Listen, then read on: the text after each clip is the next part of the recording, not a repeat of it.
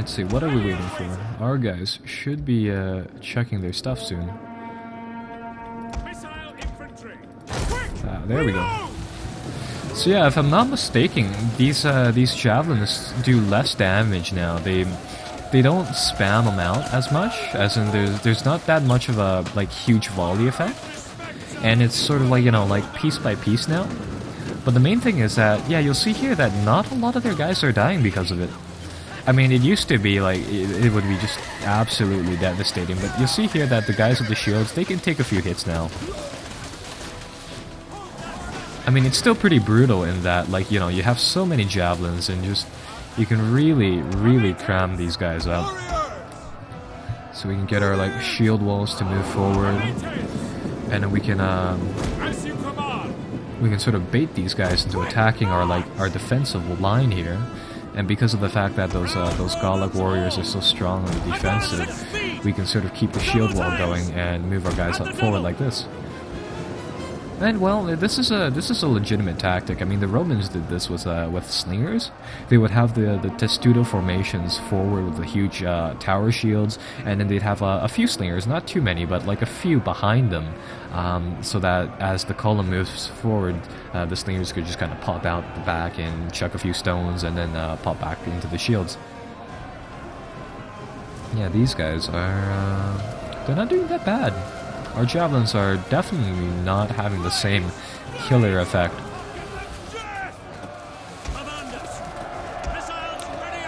Let's see if we can send in the dogs now, and let's get rid of them like that. Now, I recall these things being really difficult to handle, so I'll try to move them forward like that. Some supreme parkour, because dude, with these guys, just hopping over all the walls, smashing down the walls, just due to their running. And we'll get the dogs to go like that.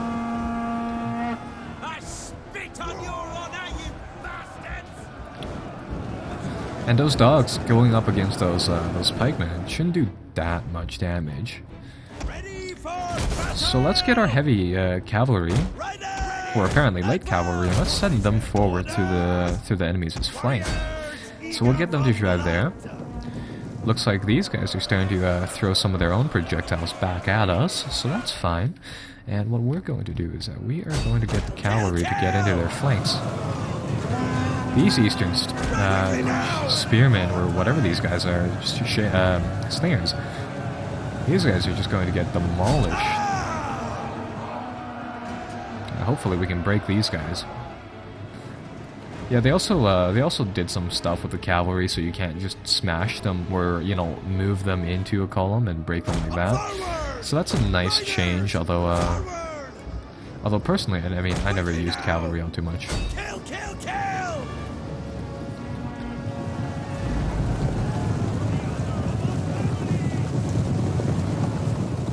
You know, javelins coming up over. Oh! There's their pikes. I was wondering about that. I mean, those guys didn't really look like pikemen for the longest time. Well, I guess now they do.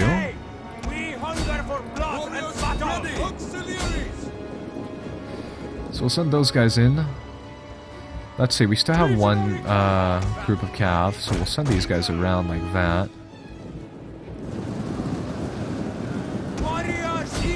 And our cavalry probably won't hold for that long. I mean, they're getting killed. They're fighting pikemen over here, so we'll pull them back now that their distraction purpose has been kind of done and dealt with. Send in those guys. Legions assemble.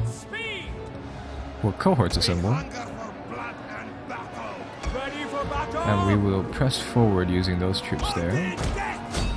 And over here, we'll get our last cavalry group to move up onto their archers. This should be brutal. This should really mace these troops up. These are all archers.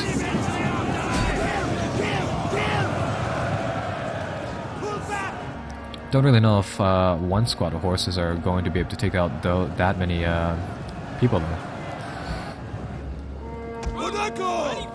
Oh, they're apparently attacking our dog handlers. Alright, that's fine. Legionaries assemble and march forward. The auxiliary corps here is probably gonna lose. I mean, they aren't really forward fighting guys. They are sort of defensive warriors, if I recall. How are we doing here, though? You know, with like only 80 cavalry, I'm kind of worried here because there's so many archers that I feel like these archers in real life would just overwhelm those cavalrymen.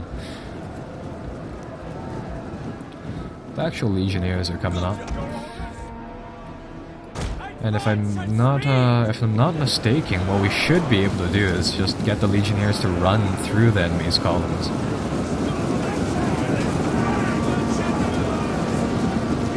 Yeah, we'll just get them to run right through them. And then at the critical moment, we just get the armies, we hit the backspace, that'll cancel their orders, and then they can brawl it out with the enemy over here. And we can get our general here to try to do a little flanking move.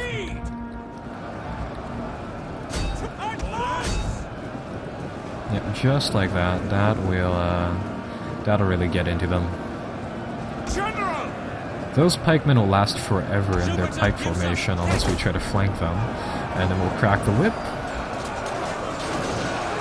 And this little bulge will just eventually collapse and just butcher themselves upon our troops. And over here, how are our one squad of cavalry doing?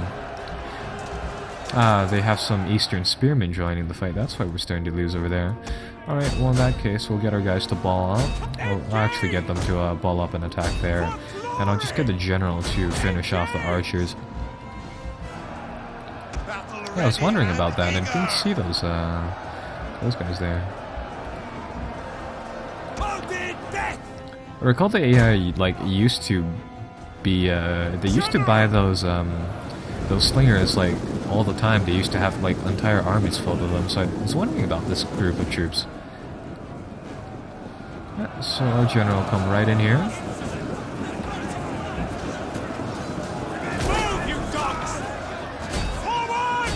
And that should get rid of them.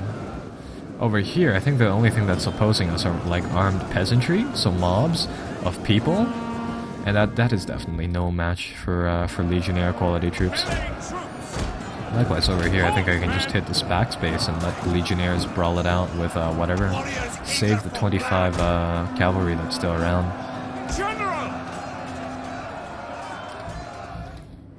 Oh, didn't mean to pause the game there. There we go. Yeah, and that is gonna get rid of all of that. All of that. Just dead. General! Advance!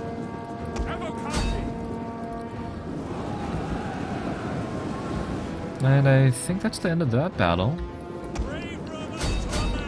Actually, I think we just need to get rid of these peasant mobs and that'll be that. And look at that, large columns of peltasts just running out. These guys are shattered, they're not broken, so they will recover. But all we really have to do is just control the central plaza. So what I can do is that I can put the game on fast mode. We can cap out the plaza, and because we have so many legionnaires, we can just brawl it out in here until... Oh, still have some troops. But these pikemen, they're not in formation, so they should die really fast. I think these pikemen are supposed to have, like, actual, you know, pikes. But for some reason, my game just doesn't generate them. Which is kind of odd, but I mean, that's alright.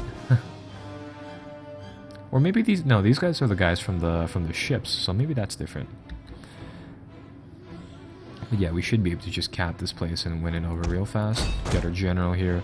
Mop up any of the groups of archers or peltasts that have recovered. You know, the difference between these peltasts and, like, our skirmishers, I'm not really sure what's the difference between them. I mean, like, they're still, like, javelin throwers, right? So the name's the only difference. And there we go, that should get rid of the vast majority of them.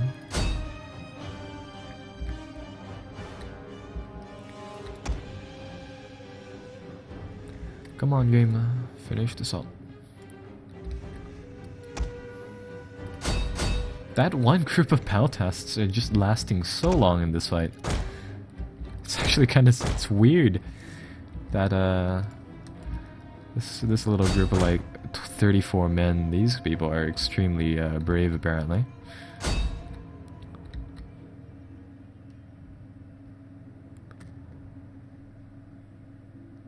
Okay, there we go. Now they're gone. And timer is counting down, and then that is victory. And apparently their general lives. We're one of their units.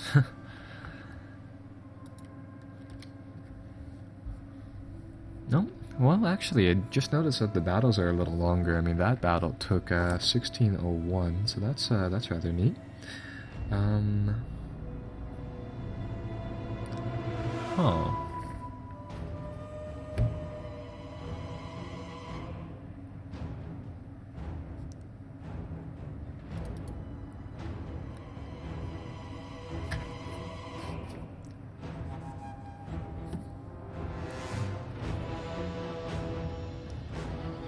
Alright, there we go.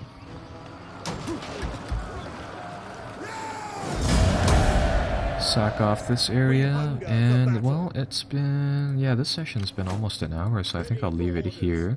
And then when we come back, we will fight these guys, the Fire and Steel army of Midia, and maybe, ooh, they have actually 2 armies here.